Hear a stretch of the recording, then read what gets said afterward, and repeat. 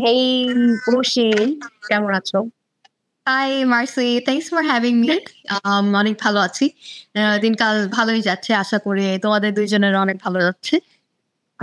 হ্যাঁ, kind of but জীবন তো কঠিন। কি আর করার? হ্যাঁ, আচ্ছা। হ্যাঁ, এই যে অরণি একটু আগে বলল, ওর নাকি আজকে ৩ ঘন্টা জ্যামে বসেছিল। ভয়ানক জ্যাম, ভয়ানক। হ্যাঁ, তবে ঢাকার এটা একটা খুবই অনেক প্যারাদায়ক ব্যাপার। আমি একটু আগে অফিস থেকে আসলাম। আজকে একটু লেট হয়ে গেল। বাট আমার জন্য একটু সুবিধা বিকজ আমি most days work from home করি। সো এই ট্রাফিকের যে টাইমটা আমাদের নষ্ট হয় রাস্তায়, সেটা আসলে খুব একটা আমার ফেস করতে হয় না, আলহামদুলিল্লাহ। বাট আমি আমার বাকি মানে আমার ক্লাসমেটরা যারা ছিল বা আমার ফ্রেন্ডদের থেকে শুনি যে ওদের অফিস যেতে ২ ঘন্টা টাইম লেগে যায়। সো এটা আসলে আমাদের ওভারঅল লাইফস্টাইলে খুব একটা বাজে প্রভাব ফেলে আরকি। হ্যাঁ, অনেক বাজে ভাই জ্যামে বসে থাকা। আমরা আর জ্যামের দিকে না যাই। এটা নিয়ে কথা বললে পুরা সারাটা দিন কথা বলা Yes, I'll যাবে। start ranting about it. হ্যাঁ, But হ্যাঁ, sure. তোমাদের ফ্লোরটাতেই। না ফ্লোরটা তো তোমার। তুমি ফ্লোর কথা তো বলবা। তোমার। এবং মজার ব্যাপার হচ্ছে আজকে আমরা একজন মানে স্ট্যান্ড আপ কমেডিয়ানের সাথে কথা বলতে বসছি। আমি অনেক এক্সপেক্ট করতেছি যে খুব হাসি খুশি থাকবো। তো অনেকটা আমি অনেক মানে অলরেডি খুব চিয়ার্ড আপ ফিল করতে পারতেছি নিজেকে। Thank you, thank you. আমি আসলে যদি একটু বলি, আমার বেশি দিন হয়নি আসলে স্ট্যান্ড আপ কমেডি সিনে। যেমন আমি শুরু করেছিলাম এপ্রিল 2022 তে। আচ্ছা, বাট মাঝে আসলে আমি অনেকটা ইনঅ্যাক্টিভ হয়ে গেছিলাম। লাইক স্পেশালি 2023 তে। হ্যাঁ, সো ওই ইয়ারটা আমার জন্য একটু ডিফিকাল্ট ছিল বিকজ আমি আমার গ্র্যাজুয়েশন কমপ্লিট করলাম গত বছর। সো আমি ঢাকা ইউনিভার্সিটি থেকে পড়াশোনা করেছি আম মার্কেটিং এ। তো আমার গত বছর গ্র্যাজুয়েশন শেষ হলো। সো একটু হেক্টিক ছিল যেহেতু লাস্ট ইয়ার, লাস্ট সেমেস্টার। তখন আসলে কমেডির উপরে খুব একটা ফোকাস করতে পারিনি। অ্যান্ড আমি আমার লাইক গ্র্যাজুয়েশন শেষ করে আবার একটা চাকরিতে ঢুকে গিয়েছিলাম। সেটার জন্য আমার ঢাকার বাইরেও যেতে হয়। সো এই যে এত কিছু হচ্ছিল, তো ওই সময় আসলে নিজের প্যাশনের জন্য টাইম বের করাটা একটু ডিফিকাল্ট সবার জন্যই। সো আমি আসলে একটু দূরে সরে গিয়েছিলাম স্ট্যান্ড আপ কমেডি থেকে। বাট এরপরে আবার নতুন করে শুরু করা আমি ঢাকায় যখন আবার আসি এই বছরের শুরুতে এবং নতুন আরেকটা চাকরিতে ঢুকেছি। সো তারপর থেকে একটু করে ট্রাই করছি। বাট এখন আসলে অনেক দূর যাওয়ার বাকি। আমি এখনো বলব না যে আমি খুব ভালো পারি। কিন্তু যতটুকু আরকি আমার ইচ্ছা আছে এই আর্ট ফর্মটা নিয়ে কাজ করার বা মানুষকে হাসানোর বা এই যে ভালো লাগে এটা করে। কারণ আমাদের যে মানে আমার যেটা মনে হয় যে আমাদের লাইফে তো আসলে অলরেডি অনেক বেশি স্যাডনেস, অনেক প্যারা, অনেক ডিপ্রেশন। সো ওখান থেকে বের হয়ে আসার জন্য আমার জন্য যেটা হেল্প করে সেটা হচ্ছে হিউমার। মানে আমি এটা নিয়ে ডিল করি।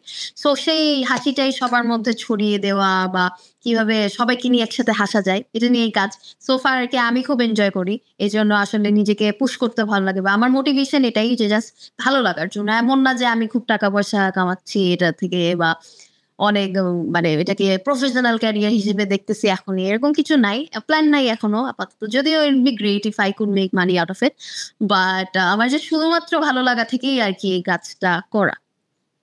হ্যাঁ, মানে তুমি কি ছোটবেলা থেকেই মানে অলওয়েজ মানে আগ্রহী যে মানুষকে হাসাতে হবে বা এই জায়গাটা মানে কেন কমেডিয়ান হওয়ার জায়গাটা কেন চিন্তা করা? সবাই কিন্তু মানে বাংলাদেশে এটা চিন্তাই করতে পারে না। হ্যাঁ। সেটাই বাংলাদেশে আসলে এই সিনটা অনেকদিন আগে থেকেই চলছে। কিন্তু খুব রিসেন্টলি আসলে এক্সপোজার পাচ্ছে টু বি অনেস্ট। বাট আমার আগ্রহ যেখান থেকে আসে আমি আসলে কমেডিয়ানের আগে আমি হচ্ছে মিম বানাইতাম অনেক বেশি। ছোটবেলা থেকে। মানে ছোটবেলা মানে ২০১৮-১৯ থেকে আমি শুরু করছি মিম বানানো। And I am like Facebook এ বিভিন্ন গ্রুপ গুলাতে আমার নিজের প্রোফাইলেও এবং একটা পেজেও এরকম মিম পোস্ট করতাম। Like it could be about anything. আমার কিছু মিম হচ্ছে অনেক রিচ পাইছিল অ্যান্ড অনেক ভ্যালিডেশন পাইছে ওখান থেকে যে একটা মিম বলো না প্লিজ যদি বলতে পারো। People are finding it funny. Meme কিভাবে আসলে বলা যায় আমি জানি না। যেহেতু এটা কোনো জোক না বা ওয়ার্ড। এটা জাস্ট ভিজুয়াল রিপ্রেজেন্টেশন অফ হ্যাঁ, দ্য জোক। সেটাই। হ্যাঁ, সো হ্যাঁ। মিম তোমার দেখতে হবে। বললে এটা কিন্তু আসলে এসেন্সটা নষ্ট হয়ে যায়। আমি তোমাদেরকে পাঠাবোনি আমার মোস্ট ভাইরাল মিম গুলো। ওটা আচ্ছা, দেখে আচ্ছা, আচ্ছা, ঠিক আছে। বুঝতে পারবা। এই যে তুমি বাট তো দেখা দিলা যে ওখানে অমুকের ছবি ছিল। অমুকের হ্যাঁ। ছবিতে আমি তমুক লেখাটা লিখেছিলাম। হ্যাঁ, এভাবে আসলে বলতে পারি যেমন আম যেমন মানে আমার আশেপাশে যে ধরনের ঘটনাগুলো হয় বা দেখি, এটার উপর বেস করে কিন্তু আমি মিম বানাচ্ছি। আ মানে ফর এক্সাম্পল আমার বোনের যখন বিয়ে হয় হ্যাঁ। কয়েক বছর আগে। সো তখন আমি লক্ষ্য করলাম যে আমার বোনের এনগেজমেন্টে আমার দুলাভাইয়ের জায়গায় ওর শাশুড়ি হচ্ছে ওকে আংটি পরায় দিচ্ছে। তো এটা নিয়ে আমি একটা মিম বানাইলাম আচ্ছা, যে, আচ্ছা। তাইলে তো technically she is engaged to her শাশুড়ি অ্যান্ড নট কারণ টেকনিক্যালি কিন্তু ওই আন্টি শাশুড়ি আর আপুর মধ্যে হইছে। আর এটা কিন্তু আমি যখন মিম বানাইছি এটা নিয়ে, বাংলাদেশের অনেক বিবাহিত মেয়েরা এটাতে রিলেট করতে পারছে। তোমাদের এই শোটা যেরকম টার্গেট অডিয়েন্স ওর মেয়েদের নিয়ে কাজ করছে। আমার অনেক মিম কিন্তু আসলে targeted towards like the female crowd এবং অনেক জোকসও যেটা আমি লিখি যেহেতু আমি একজন নারী। সো আমার যে পার্সপেক্টিভটা থাকবে এটা কিন্তু এমনি অটোমেটিক্যালি ন্যাচারালি হচ্ছে একটা ফিমেল পার্সপেক্টিভ। সো দেখা যায় যে আমার অডিয়েন্সে বা অনলাইনে অডিয়েন্স অথবা রিয়েল লাইফ অডিয়েন্সে যে মেয়েরা যারা থাকে তারা বেশি রিলেট করতে পারে আমার কনটেন্টে। সেটা মিম হোক বা আমার স্ট্যান্ড আপ কমেডির জোক হোক। সো এরকম একটা উদাহরণ ছিল যে আশেপাশের যা হচ্ছে ঘটনাগুলা থেকে কিভাবে আমরা একটা হিউমারাস কনটেন্ট বের করে আনতে পারি। It's not just about content, মানে এটা অবজারভেশন থেকে আসে। আমার এটা চিন্তা করে নিজের কাছে অনেক ফানি লাগছে। আরে কি মানে আন্টি ছেলে না পড়ায় কেন শাশুড়ি পড়াইতেছে, এটা এত অ্যাবসার্ডেন্ট, বাংলাদেশেই এসব হয়। সো ওই জিনিসগুলো ঘটনাগুলো যেগুলো কমন কালচারে দেখেন। এক্সাক্টলি। সো ওখান থেকে আসলে একটু হিউমারাস লুক দেওয়া একটা বিষয়। আচ্ছা, আমরা তোমার একটু ছোটবেলা ফিরে যাব যে তোমার ছোটবেলা কোথায় কেটেছে, তুমি কোথায় বড় হয়েছো, জন্মানো কোথায়? অবশ্যই। সো আমার ছোটবেলা ঢাকাতেই জন্ম। এই তুমি পানি খেয়ে নাও আগে। It's fine. আমি একটু আগে পানি খেলাম। এখন ঠিক আছে। আরেকটু কথা বলে নিই, আরেকটু গলা শুকাক তারপরে একবারে। বাট হ্যাঁ, ছোটবেলা নিয়ে যেটা বলতেছিলাম। সো আমার হচ্ছে জন্ম, বেড়ে ওঠা সবই ঢাকাতে। সো এখানে হচ্ছে আমি আমার পরিবারের সাথেই থাকি। আমার পরিবারে হচ্ছে আমার মা-বাবা আছে, আমার ২ জন বড় বোন আছে। সো এখন আপাতত স্যাডলি আমার ২ বোনই হচ্ছে ঢাকার বাইরে। আমার বড় আপু ফ্লোরিডাতে আছে, ওখানে পিএইচডি করছে এবং আমার মেঝো আপু আসলে বিসিএস ক্যাডার। তো সিরাজগঞ্জে পোস্টিং। সো সে সেখানে আছে। আমি আমার মা-বাবার সাথে আরকি থাকি। সো এইটাই হলো আমার পারিবারিক জীবন। বাট বেড়ে ওঠা নিয়ে যদি বলি, আমার আসলে খুব সাধারণ আর ৫-১০ টা মেয়ের মতো যেভাবে বেড়ে ওঠা এরকমই। কিন্তু ছোটবেলার স্মৃতি বলতে আসলে এখন তেমন কিছু মনে পড়তেছে না। ছোটবেলায় খুব আসলে আমি গম্ভীর টাইপের ছিলাম। তো বড় হওয়ার আচ্ছা, পরে কি জানি ৩ বোন একটা বাসায় বড় হওয়া খুব chaotic হওয়ার কথা না? নাকি হয়নি ওরকম? হ্যাঁ, ইট ওয়াজ ডেফিনিটলি chaotic ছিল। যেমন আমার মনে আছে আমি ছোট থাকতে আমার বড় আপুর সাথে অনেক বেশি ঝগড়া করতাম। মানে ঝগড়া বলতে একদম মানে চুলাচুলি অবস্থা। মানে আমি ওর চুল ধরে টানতেছি। আমার জামা পরা যাবে মানে জামা কাপড় নিয়ে টানাটানি যে ওর একটা জামা আমি চুরি করে পরে ফেললাম। তারপরে ও আমার জামা পরতে পারবে না। যেহেতু আমি আমরা হচ্ছে সবাই মানে আমরা ৩ জনে অনেক স্কিনি। সো দেখা যায় যে একজন আরেকজনের কাপড় পরতে পারতেছি। বাট এগুলা নিয়ে অনেক মানে ঝগড়া হচ্ছে। You know like growing up with a sibling is it's chaotic like you said, যে বাসার মধ্যে সবসময় গ্যাঞ্জাম চলতেছে। বাট ওইটাও কিন্তু আসলে মজা এক ধরনের। বেড়ে ওঠার ওইটাই মনে থাকে বড় হওয়ার পর। এখন যেরকম অনেক দূরত্ব বেড়ে গেছে, একই আমরা কত মানে ২ জনই কত দূরে। সো ওদেরকে সামনে পাচ্ছি না। সো ওগুলাই মিস করি দিন শেষে যে একসাথে থাকা, চুলাচুলি, মারামারি ওইটাই মিস করা হয়। But I am very close with my sister, so ওদের সাথে সব শেয়ার করা হয়। যে কোনো একটা জোক আইডিয়া আমার মাথায় আসছে তো ওদের সাথে ট্রাই করলাম যে তোমাদের কি এটা ফানি মনে হয় নাকি ফিডব্যাক দাও। So they are like my audience for like testing my jokes. So ওই জায়গা থেকে আসলে it's pretty nice to have my sisters by my side. বাহ! তুমি কয় নাম্বার বোন? আমি একদম ছোট। আমি যেটা বলতেছিলাম যে আমার ২ জন বড় বোন, আমি সবার ছোট। সো বাসায় আসলে ওভাবেই বড় হওয়া। বাই দ্য ওয়ে একটা সিক্রেট, আমার আসল নাম কি? আসল মানে আমার সার্টিফিকেট নাম কিন্তু রাজকন্যা। And বাহ! not a lot of people know this. Yeah. Wow! কি সুন্দর সেই নাম। I love মানে একদম ছোট বাচ্চা বলে যে সুন্দর করে একটা নাম দিছে রাজকন্যা। তো চিন্তা করে যে ঠিক আছে। ও একদম হচ্ছে ড্যাডিস প্রিন্সেস, মমিস প্রিন্সেস। হ্যাঁ, ওইটাই কিন্তু হুম। এই নামটার জন্য আসলে আমার ছোটবেলায় অনেক ভালো লাগতো না একদম, যে আমার নাম বেশি ডিফারেন্ট বা আমার বাবা মা একটু আউট অফ দ্য বক্স চিন্তা করতে গিয়ে বেশি আউট অফ দ্য বক্স হয়ে গেছে। এখন এটা নিয়ে আমি বলিডও হয়েছি ছোটবেলায় অনেক, বাট এখন আসলে ভালোই লাগে because it makes you stand out. But এই যে আমি এখন যে চাকরি করতেছি বা এই কর্পোরেট ওয়ার্ল্ডে ঢুকার পরে মোর লাইক রাজকন্যা থেকে কাজকন্যা হয়ে গেছি। আরে আমার সারাদিন লাইক মিটিংস চলে, কাজ করতে হয়, যেমন এইগুলো নিয়ে আর কি। লাইক আমার জন্য যেটা ডিফিকাল্ট আমার মনে হয় যে আমি এজ আ পার্সন অনেক ক্রিয়েটিভ, বাট এই কর্পোরেট ওয়ার্ল্ডে বা এই যে 9 to 5 জব করা, এটার মধ্যে যে একটা মানে একটা রুটিনের ভিতরে ঢুকে গেলে যে you feel stuck at in life sometimes. So এই জিনিসটা কাজ করতেছে, যেহেতু আমি অনেক ক্রিয়েটিভ। সো এই 9 to 5 এর রুটিনটার মধ্যে আর কি কাজ করাটা আমার জন্য একটু প্যারা। এটা হচ্ছে মানে আমি রিলেট করতে পারতেছি। আমার মনে হয় যে আমিও অনেক ক্রিয়েটিভ একটা মানুষ, কিন্তু ওই যে ক্রিয়েটিভিটিটা দেখানোর জন্য আমার যে 2 বছর বাসায় বসে থাকতে হবে, তো আমাকে 2 বছর বাসায় বসে থাকলে খাওয়াবে কে? Exactly. Yeah, like ain't no rest for the wicked, তাই না? And I feel like মানে আমরা ক্রিয়েটিভ হলেও এই মানে স্পেশালি বাংলাদেশের কনটেক্সটে বলতেছি, be it any art form like music হোক, তুমি পেইন্টিং করতে পারো, আর্টিস্ট বা stand up comedy, in my case it doesn't really earn you money that much. মানে যদিও খুব এস্টাবলিশ হও, তুমি একটা অডিয়েন্স গ্রো করো, তারপরে গিয়ে এটা কিন্তু অনেক বেশি একটা বড় investment in terms of like time. So অনেকটা সময় এটার পিছিয়ে দেওয়া। ইভেন লাইক মোস্ট আর্টিস্ট কিন্তু দেখা যায় যে ফুল টাইম চাকরি করে এবং তার পাশাপাশি এটা করে। solely খালি এই আর্ট ফর্ম থেকে রুটি রোজি, এটা কিন্তু খুবই ডিফিকাল্ট এবং অনেক কম মানুষই আমার মনে হয় যে বাংলাদেশি এন্টারটেইনমেন্ট ইন্ডাস্ট্রিতে স্পেশালি আছে যে শুধুমাত্র তার ক্রিয়েটিভিটি এবং আর্ট দিয়েই ভরণ পোষণ করতেছেন, ফুল টাইম আর কোনো জব নাই। মানে আমি অ্যাটলিস্ট আমার আশেপাশে এরকম খুব কম মানুষ দেখছি। বাট যারা করতে পারতেছে ওদের জন্য স্যালুট। অনেক ডিফিকাল্ট একটা জিনিস ওরা ক্র্যাক করতে পারছে। But for me specially I feel like একটা স্টেবল কিছু থাকাটা মানে gives you some sort of মানে comfort. Just I have my job, ওটার পাশাপাশি আমি এটা করতেছি।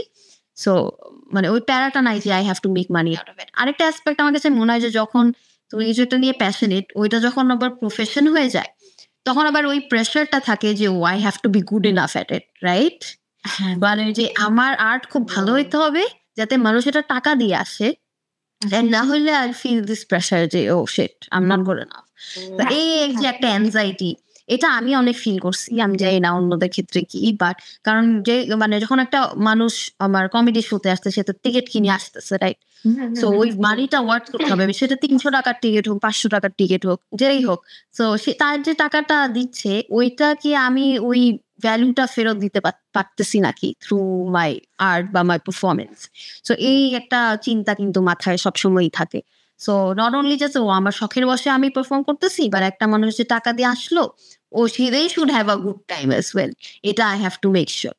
So it's a lot of work that goes behind the process. Just not me, মানে পুরো এন্টায়ার সিনটা নিয়ে চিন্তা করা, ক্রাউডকে নিয়ে চিন্তা করা, ওইটাও কিন্তু মাথায় রাখতে হয়। এবং এটা এত কঠিন ভাই। আমি তো অনেক মানে আমি টিভিতে হচ্ছে যে মানে অনেক শো দেখছি, নেটফ্লিক্সে অনেক শো দেখছি, ভাইয়ের ভাই টানা কথা বলা, লোকজনকে হাসানো, সো ডিফিকাল্ট। যে কেমনে একটা মানুষ সারাক্ষণ কথা বলতেছে আর হচ্ছে যে লোকজন হাসতেছে, হা হা হি, আমিও হাসতেছি। ভাই এটা সম্ভব না, এটা আমরা কেমনে করে? হ্যাঁ, আমার একটা পার্সপেক্টিভ আছে, বুঝছো? মানে ধরো যেকোনো, এটা একটা আর্ট ফর্ম, বাট যেকোনো আর্ট ফর্মের কথা যদি বলি, যেমন আমি বলছিলাম মিউজিশিয়ানদের কথা, মিউজিক নিয়ে। সো মানে স্ট্যান্ড আপ কমেডি কেন different from any other art form? Because যখন একজন মিউজিশিয়ান ধরো বাসায় প্র্যাকটিস করতেছে, সে মিউজিক শিখতেছে, ঠিক আছে? সো ইউটিউব দেখে অনেক কিছু শিখলো, বাসায় টুংটাং বাজায়। ও যে বাজাচ্ছে, প্র্যাকটিস করতেছে, মেবি মানে একটা কর্ড ভুল বাজাইলো বা একটা ভুল স্ট্রিং সে পিক করলো, মানে হোয়াটএভার ভুল করলো, এটা কিন্তু কেউ দেখতে না।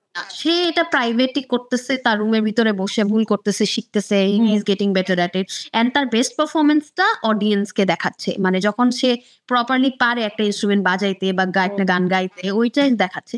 কিন্তু স্ট্যান্ড আপ কমেডির ডিফারেন্সটা এখানেই যে আমি আমার প্র্যাকটিস গ্রাউন্ডটাই হচ্ছে মানুষের সাথে। আমি যে প্র্যাকটিস করবো, আমার আগে ক্রাউড লাগবে, আমি কিন্তু একা একা স্ট্যান্ড আপ কমেডি বাসায় বসে প্র্যাকটিস করে হবে না, কারণ এটা ভেরি রিঅ্যাক্টিভ, মানে আমার রেসপন্সটা বের করে আনতে হবে ক্রাউডের থেকে। সো এই যে এত ইন্টারাক্টিভ একটা আর্ট ফর্ম, মানে it makes it more difficult আর কি, যে আমি একটা জোক টেস্ট করলাম অডিয়েন্সের সাথে, তো আমার জোকটা খুব বাজে হয়েছে, তো আমি কোনো মানে লাভ পাই নাই, এর ডিডন্ট ল্যান্ড। আমি মানে ওয়ার্স্ট কেস সিনারিও হচ্ছে আমি একটা জোক বললাম অ্যান্ড পুরো রুমে সাইলেন্স, যেটা আমার সাথে হয়েছে অনেকবারই। সো এইটাই আর কি চ্যালেঞ্জটা। ওই সাইলেন্টটাকেও আবার ব্যবহার করে জোক বানানো একটা ইনস্ট্যান্টলি, রাইট, ওইটাও আবার হ্যাঁ, এখানে যে জিনিসটা আসলে খুবই ইম্পর্টেন্ট সেটা হচ্ছে প্রেজেন্স অফ মাইন্ড বা মাইন্ডফুলনেস, যে আমি একটা স্টেজে যখন দাঁড়ায় আছি আমার ওই প্রেজেন্স অফ মাইন্ডটা থাকতে হবে, যে এই সাইলেন্সটাকেও কিভাবে আমি একটা মানে আমার একটা জোকের মতো ইউজ করতে পারি বা ওটার উপর বিল্ড করতে পারি, বা আমার অডিয়েন্সের থেকে একটা রেসপন্স আসলে ওইটার প্রেক্ষিতে আমার আরেকটা ইনস্ট্যান্টলি কিছু বলতে হবে। তো এটা কিন্তু তোমার ব্রেন অনেক ফাস্ট কাজ করতে হবে, এমন না যে আমার টাইম মানে চিন্তা করার, আমার ইনস্ট্যান্টলি তোমার সেট বলতেছো রেডি করে গেছো একভাবে, ক্রাউড চিন্তা করছে একভাবে, প্ল্যান করছে একভাবে, গিয়ে দেখো না ক্রাউড ডিফারেন্ট। এক্স্যাক্টলি, তখন তো সিচুয়েশনটা ডিল করতে হয়, এবং এইখানেই আমি বলবো যে স্ট্যান্ড আপ কমেডিয়ানদের সবচেয়ে বড় চ্যালেঞ্জটা থাকে। কারণ এই যে তুমি রুম ভর্তি সাইলেন্স বলো বা হাসতেছে কেউ, কিন্তু আবার অনেক সময় মানে বাংলাদেশে তো এটা খুব হয়, মানে পছন্দ না হলে পচা ডিমও ছুঁড়ে মারতে পারে, বাট এনিথিং ক্যান হ্যাপেন। হ্যাঁ, আমাদের ক্রাউড কিন্তু অনেক ক্রেজি। True true. এইটা কিন্তু অনেক রিস্কের ব্যাপার। আমার সাথে থ্যাঙ্ক গড লাকিলি এরকম কিছু হয় নাই, পচা ডিম বা কিছু মারা, বাট আমার সাথে খুব খারাপও হয়েছে আবার, মানে বলবো না যে আমার এক্সপিরিয়েন্স খুবই হচ্ছে পজিটিভ সোফার। যেমন আমি বলছিলাম যে এরকম তোমাদেরকে যে জোক বলছি এবার মানুষ হাসে নাই, বা অডিয়েন্স চাইছে যে আমি আর কন্টিনিউ না করে স্টেজে, সো এরকমও হয়েছে যে they hated my act so much যে they didn't even want me on the stage. So এইটা এখানে একটা জিনিস আমাকে শিখাইছে অনেক, মানে I will be grateful to this art form for one thing, সেটা হচ্ছে নিজের রেজিলিয়েন্স বিল্ড করা। যে আমি যখন জোক বলতেছি মানুষ হাসতেছে না, আমি ফেল করতেছি, এন্ড তাও ওই মোমেন্টে মোটিভেশন খুঁজে পাওয়াটা কিন্তু খুবই difficult, because no one likes to fail, right? আর এটা কিন্তু রেপিটেটিভলি হইতে থাকে। যেমন এমন হইতে পারে যে আমি 10টা শো করছি, ওর মধ্যে মেবি 3টা ভালো গেছে, বাকি 7টাই ভালো হয় নাই, আর 2টা একদম অনেক খারাপ হয়েছে, যে মানে আমি একদমই কেউ হাসে নাই, এরকমও হইতে পারে। বাট ইভেন দ্যাট মোমেন্টে আমি কিভাবে নিজের মোটিভেশনটা ঠিক রাখবো যে না আমি নেক্সট শোতেও যাবো আবার, যাতে আমি ভালো করতে পারি। কারণ it's all about practice, stage টাইমের উপর অনেক কিছু ম্যাটার করে। যত বেশি প্র্যাকটিস করবো তত আমি ভালো হব, কিন্তু এটার জন্য অনেক বেশি ফেইলিয়ারের থ্রুতে যেতে হয়। যেমন অলরেডি বলতেছিল যে আমাদের ক্রাউড তো খুব একটা মেবি মানে ফ্রেন্ডলি না, বা ওদের অনেক বেশি ওপিনিয়নেটেড, এটা মনে হয়। Specially me as a female in the comedy scene in Bangladesh, I will give you the truth, সেটা হচ্ছে আমি সহ মেবি লাইক 3-4 জন ফিমেল কমিক আছে বাংলাদেশে যে করতেছে কমেডি বা শোতে আসে। মানে এখন যদিও অনেক নতুন মানুষ আসা শুরু করছে, কিন্তু সেটাও কিন্তু খুব কনস্ট্যান্ট থাকে না। মানে মানুষ শুরু করে দেন মোটিভেশন হারায় ফেলে, এরকম আছে। প্লাস কেন হয় না, কারণ I think because of the harsh criticism, মানে মানুষজন শুরু করার আগে অনেক বেশি ডিমোটিভেট করা শুরু করে। তারপরে এটা অনেক বেশি মেল ডমিনেটেড একটা ফিল্ড। হ্যাঁ, যেহেতু এতগুলো মানে ছেলে কমিকের মাঝে আমি একা ম্যাম, যেটা যে বলছিলাম যে আমার পার্সোনাল এক্সপিরিয়েন্স থেকে আমি জোক বলি। সো আমার ফিমেল পার্সপেক্টিভটা হয়তো বা মেল ক্রাউড ধরতে পারছে না। নট অনলি যে খালি পারফর্মারদের মধ্যে ছেলে বেশি, বাট ক্রাউডে যে অডিয়েন্স আছে ওখানেও কিন্তু মেয়ের রিপ্রেজেন্টেশন অনেক কম মেয়েদের। তো আমার জোকটা ধরা মানে ওরা বুঝতে পারে না বা রিলেট করতে পারে না, কারণ হয়তো বা আমি একটা হ্যারাসমেন্ট নিয়ে জোক বলতেছি, যেটা আমার আছে। I like to talk about like social issues বা যে ধরনের প্রবলেম আমি ফেস করি। তো আমি হয়তো হ্যারাসমেন্ট এগেইনস্ট উইমেন বা ভায়োলেন্স এগেইনস্ট উইমেন নিয়ে একটা জোক বললাম, তো একটা মেল ক্রাউড কিন্তু এটা রিলেট করতে পারবে না, বা they'll be like, oh, this is not funny. করলে অফেন্ড হয়ে যাবে। হ্যাঁ, ওরা কনটেক্সটটা বুঝতেছে না। মানে we as women what we go through, এটা ওদের কাছে কম্প্রিহেন্ড করাটাই difficult, I feel like. So ওই জায়গা থেকে চ্যালেঞ্জটা, বাট দেন এগেইন আমি কম্প্রোমাইজ করতে চাইনি। এরকম অনেক কমিক আছে যে অনেক সস্তা সেক্স জোকস মারে, তারপর বিগ জোকস বলতেছে, this are not even funny. কিছু জোক আছে যে অনেকটা এই ডিসটেস্টফুল লাগে আমার কাছে। But then again everyone has their freedom of speech. So ওইটা আমি তাদেরকে বাধা দেওয়ার কেউ না, বা আমি বলবো না কখনো যে ও তুমি এই যোগটা কইরো না, মানে বাজে। তার যদি মনে হয় যে এটা করা উচিত সে করুক, কোনো প্রবলেম নাই, কিন্তু আমি পার্সোনালি কখনো করবো না। আমি কিছু সিলেক্টিভ জিনিস নিয়ে কথা বলতে পছন্দ করি, যেটা একটা সোশ্যাল অ্যাওয়ারনেস ক্রিয়েট করবে, বা যে মেসেজটা আমি দিতে চাই অডিয়েন্সকে সেটা ব্যাপারে জানুক। সেটা মেন্টাল হেলথ ইস্যু হইতে পারে, আমি আমার মেন্টাল হেলথ ইস্যু নিয়ে অনেক ট্রাই করছি আর কি যোগ করার। সেটা আমার জন্য একটা medium to raise awareness for mental health issues. So হ্যাঁ, না, মেন্টাল হেলথ কিন্তু এটা খুবই বড় একটা ইস্যু, এবং হচ্ছে আমাদের যে বুমাররা আছে যারা, মানে আমি এরকমও দেখছি যারা স্ট্যান্ড আপ কমেডিয়ান আছে, তারা সবসময় বলে জেনজিদের মাথায় সমস্যা, যে তারা হচ্ছে যে মানে সবকিছুতে মেন্টাল হেলথ হচ্ছে নিয়ে আসবেই, আসবে উঠতে বসতে খাইতে শুইতে যেখানে পারে মেন্টাল হেলথ ঢুকাবে। তুমি হ্যাঁ, মানে এরকম একটা ব্যাপার আছে যে তো ওরা জীবনে নিজেরা কখনো বলে নাই, মেন্টাল হেলথ নিয়ে কথা বলে নাই, পুরা দেশ দুনিয়া নিজের লাইফ পরিবারের লাইফ ধ্বংস করছে, তাও মেন্টাল হেলথের কথা বললে ওদের সমস্যা। হ্যাঁ, আমার কাছে মনে হয় এটা ইনভ্যালিডেট করা একভাবে, যে ও এত কেন তুমি ডিপ্রেশন নিয়ে কথা বলো, বা এগুলো নাটক, মানে ভান করে মানুষজন কত কিছুই তো মানে বলে। তো মানে এইগুলো আসলে কিন্তু খুবই কটু কথাই বলা যায়। মানে এই ধরনের কথা তুমি একটা মানুষকে বলতেছো, বাট তার জীবনে কি স্ট্রাগল আছে সেটা তুমি জানো না। তো এটা না জেনে আসলে কমেন্ট করা না। সো আমি যেমন যখন আমি আমার অ্যাংজাইটি নিয়ে অনেক জোক করছি, বা আমার ধরো স্টেজ ফ্রাইট আছে, তারপরেও আমি কমেডি করতে যাই এটা নিয়ে করা। সবই আমার পার্সোনাল এক্সপেরিয়েন্স থেকে। বাট একজনও যদি থাকে অডিয়েন্সে যে রিলেট করতে পারবে আমার সাথে, যে ও আমারও তো অ্যাংজাইটি আছে, আমি এটা রিলেট করতে পারতেছি, then I am serving my purpose. আমার গোল কিন্তু এই যে ক্রাউডে 100 জন আছে, 100 জনকেই রিলেট করতে হবে আমার ম্যাটেরিয়ালের সাথে, এটা আমার জন্য ইম্পর্টেন্ট না। আর ওটা পসিবলও না, এটা আনরিয়ালিস্টিক হয়ে যায়। সো আমি চাই যে 1 জন 2 জনও যদি হয় ক্রাউডের মধ্যে থেকে, যে সে মনে করলো যে oh I am not the only one, like there is also someone যে সিমিলার স্ট্রাগল ফেস করছে, তাহলে আমি বলবো যে I am successful in what I am doing. So that is the objective of what I do. But আমার কাছে মনে হয় যে এটা একটা প্ল্যাটফর্ম আমার জন্য, যে স্টেজে উঠছি মাইক হাতে, সবাই আমাকে দেখতেছে, স্পটলাইট আমার উপর। আমার কাছে ধরো 15-20 মিনিট যতটুকু সময় আছে, ওটা আমার কাজে লাগানো উচিত। কারণ এটা একটা অনেক বড় পাওয়ার বা রেসপন্সিবিলিটি আই ফিল লাইক। যেহেতু মানুষজন টাকা দিয়ে শোতে আসতেছে, আমার কথা শুনতেছে, আমি আম তাদের কাছে একটা মেসেজ নিয়ে যাচ্ছি। তো আমার ইম্পোর্টেন্ট বিষয়গুলা নিয়ে কথা বলা উচিত। এটা আমার কাছে মনে হয়। পার্সোনালি আমি সেটাই ট্রাই করি আরকি। আচ্ছা, হ্যাঁ, আমি আরেকটু বলতে চাই যে মানে কমেডি সিন তো বাংলাদেশে এখন শুরু হয়েছে, বা হচ্ছে এটা এখন ইয়াং জেনারেশন মানে দেখতেছে, বা হচ্ছে যে টিকিট কেটে শুনতে যাচ্ছে। তো আমার মনে হয় যে এটা আস্তে আস্তে বুম হবে, যে সময় দিতে হয়, বা প্রত্যেকটা প্ল্যাটফর্মে তো অনেক সময় দেয়া লাগে। আর যেহেতু এটা নতুন, আর তুমি করতেছো 2022 সাল থেকে, বললা যে স্টেজ পারফরমেন্স, যেটা 2022 সাল থেকে এখন 2024 সাল অলমোস্ট শেষের পথে। হ্যাঁ, 2 বছর ধরে আছো, তো আরো থাকো, যে তাহলে আমার মনে হয় যে কিছু একটা পাবো বাংলাদেশে, যে ফিমেল স্ট্যান্ড আপ কমেডিয়ান। আমরা তোমাকে যখন আমি দেখছি যে আর মেয়েটা তো হচ্ছে যে স্ট্যান্ড আপ কমেডিয়ান, ওয়াও, তাহলে এই সিনে হচ্ছে আমাদের লোকজন আসছে, যে very proud of you. Definitely খুঁজে পাইছি। একটা জিনিস কি যে একে তো হচ্ছে মেয়েরা প্রচুর কম, পার্টিসিপেশনটা অনেক পরে শুরু হয়েছে। মেয়েদের পার্টিসিপেশনটা আমি বলবো প্যান্ডেমিকের পর থেকে দেখা গেছে। এর আগে ছেলে যারা কমেডিয়ান আছেন ওদের যোগগুলো হচ্ছে ওই মেল লাইফ সেন্ট্রিক। দেখবেন দেখা যাবে ওদের সেট গুলাও হয় হচ্ছে অফিস থেকে ফেরত আসতেছি, বউ বাসায় ঘ্যান ঘ্যান করতেছে, শাশুড়ির প্রবলেম, মানে একদম এই টাইপের, কিংবা কর্পোরেট জোকস। হ্যাঁ, আপনাকে ধরেন একটা মেল ক্রাউড ডিল করতে হলে কিন্তু ওই কমন গ্রাউন্ড হিসেবে ওই কর্পোরেট জোকস এর দিকেই যাইতে হবে, ওই জামাই বউয়ের একটা সেটের দিকেই যাইতে হবে। ট্রু।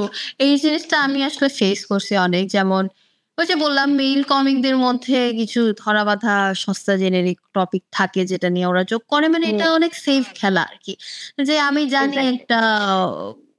একটা কাপল ক্রাউড, ফর এক্সাম্পল একটা কাপল ক্রাউডে বসে আছে। হ্যাঁ, এখন ওদের নিয়ে একটা জোক মারি দেখে আমি পাবো আমি লাফ। কারণ এটা মানে গ্যারান্টি যে একটা easy laugh. So they don't really wanna work for ইট।